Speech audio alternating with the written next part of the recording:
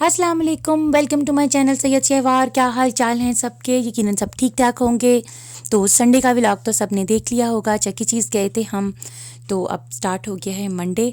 नादेली को स्कूल छोड़ के आ गई थी, आयतज़ारा को नहीं भेजा था क्योंकि उसकी तबीयत ख़राब है। मैंने आपको चक्की चीज़ के व्लॉग में भी बताया था कि इसलिए ही वो लेट हुआ अपलोड करने के लिए, क्योंकि आयतज़ारा के लिए मुझे डॉक्टर के पास जाना पड़ा और कुछ उसकी टेक केयर करनी पड़ी। इसलिए वैसे इतनी ज़्यादा बीमार नहीं थी, लेकिन थोड़ा सा उसका प्रॉब्लम हो जाता है ना, तो फिर वो रात को सही से सोती नहीं है और इस तरह का थोड़ा मसला होता है। अब फिर उसका थोड़ा सा मसला हुआ है, लेकिन इंशाल्लाह ताला ठीक हो जाएगी।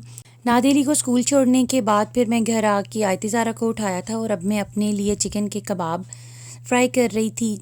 सैरी ने रात को ही बना के रखे हुए थे, लेकिन फ़्राई तो फिर जब जिसको ज़रूरत होगी तब वो अपने लिए फ़्राई कर लेगा। तो फिर मैंने बारीक बारीक से बिल्कुल उसकी शेप बना के तो फिर मैं उसको फ्राई कर रही थी और मुझे ऐसे ठीक लग रहा था। बहुत ज़्यादा फिर वो ऑयली भी नहीं होता, बिल्कुल हल्का सा मैंने ऑयल लगाया था तवे के ऊपर और तवे के ऊपर ही मैंने इसको फिर फ्राई किया था। मैंने उसको फ्राइंग पैन के ऊपर नहीं किया। तवे को हल्का सा ग्रीसी करके ना, तो उसके ऊपर फिर मैंने रख दिए थे कबाब और बिल्कुल हल्की आंच के ऊपर मैं बना रही थी। तेज़ आंच नहीं थी, बहुत हल्की थी, आराम आराम से बन रहे थे। वैसे तो मैं इसको एयर फ्रायर भी कर सकती थी, लेकिन फिर मैंने कहा चलो ऐसे ही ठीक है, ज़रा इस तरह ठीक लगता है क्योंकि हमें आदत है ना थोड़े से ऑयल की।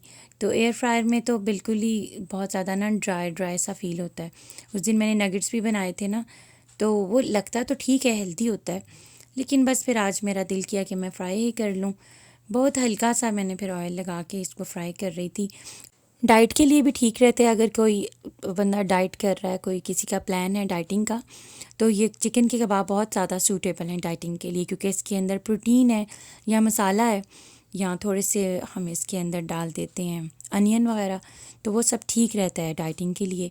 और फिर इसको ज़्यादा ऑयल के अंदर ना करो तो ये तो परफेक्ट है मील आपके लिए। अगर मैंने ये बारीक बारीक बनाए थे और 3 लिए थे, तो ये बिल्कुल पेट भर गया था मेरा इससे, और फिर मुझे शाम तक कुछ भी खाने की ज़रूरत नहीं पड़ी थी।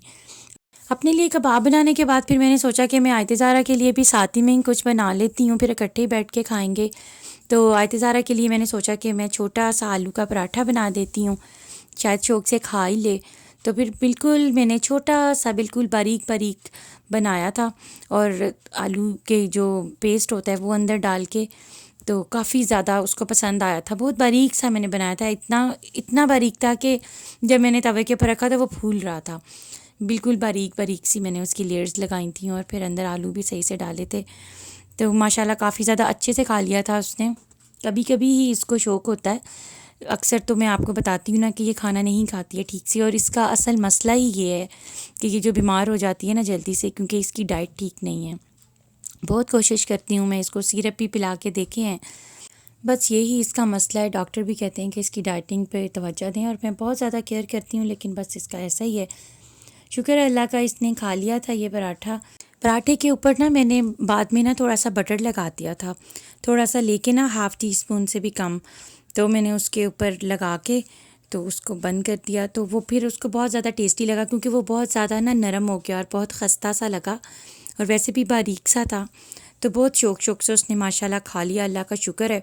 हम दोनों माँ बेटी ने बैठ के मज़े से ब्रेकफास्ट किया। उसके बाद नमाज़ वगैरह पढ़ के तो मैं नादेली को लेने चली गई स्कूल से। ये भी एक ड्यूटी है, दिल करे या ना करे मुझे जाना ही पड़ता है। और असल में बात यह है ना, मैंने आपको पहले भी बताया कि हाइट जब चढ़नी पड़ती है ना, तो फिर थोड़ा सा मुझे प्रॉब्लम होता है।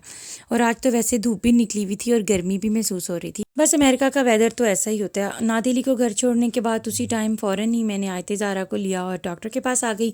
डैड जान ने हमें इधर ड्रॉप कर दिया था और फिर मैंने इसको चेकअप वगैरह करवा के तो फिर घर ले आई थी। डॉक्टर ने इसको पूरा वीक के लिए कहा है कि ऑफ़ करे स्कूल से, और डॉक्टर नोट भी दे दिया कि घर पे रहे, तो इंशाल्लाह ठीक हो जाएगी। बस कुछ ऐसा थोड़ा सा मसला था, तो इंशाल्लाह ताला ये ठीक हो जाएगी। अभी घर में पूरा वीक रेस्ट करेगी। अभी अमल के साथ प्ले कर रही थी। माशाल्लाह अमल ने रौनक लगाई होती है घर में हर टाइम।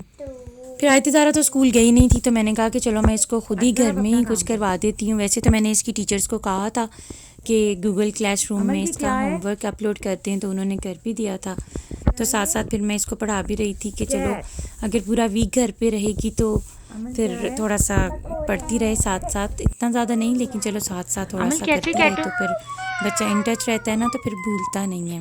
तो अमल भी आके बैठ गई है साथ साथ। और अमल का मसला ये है कि अमल पेंसिल हो, क्रेयॉन्स हो, कोई कलर हो, कोई मार्कर हो, कोई कुछ भी हो, पेन हो, उसने पकड़ना है चुप चुप के और सारी दीवारें ख़राब कर देनी है। तो हमारी कोशिश होती है कि हम इसके हाथ में से ले लें या इसको ना दें, लेकिन इस टाइम वो बड़े प्यार से बैठी हुई है आयतज़ारा के साथ कि मैंने फ़िश ड्रॉ करनी है। अमल ना नादेली का सब कुछ ख़राब कर देती है, उसके बैग की ज़िप खुद ही खोल लेती है और ख़ुद ही अंदर से सारी ज्योमेट्री की चीज़ें, मार्कर्स, पेंसिल्स, उसके स्केल्स वगैरह सब कुछ निकाल के ख़राब कर देती है। और वो रो रहा होता है बेचारा, लेकिन इसको पता चल गया कि मैंने ये सारी चीज़ें निकाल देनी है। उसके बाद शाम को हम लोग बाहर गए थे तो फिर हम आईब्रोज़ करवाने बैठ गए, मैं और सैरी। हमने कुछ थोड़ी सी शॉपिंग भी की। अमल का दिल कर रहा था बाहर जाने का, नादिल को नहीं लेके गए थे, बस मैं, अमल और आयतज़ारा गई थी। तो ये है माशाल्लाह जन्नत, मेरी भांजी है, ये मेरी बहन की बेटी है।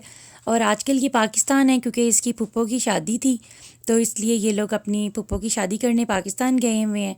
तो ये मेरी बहन की बड़ी बेटी है जन्नत, और इसके बाद अल्लाह ताला ने उसको एक बहुत प्यारी सी बेटी से नवाजा है।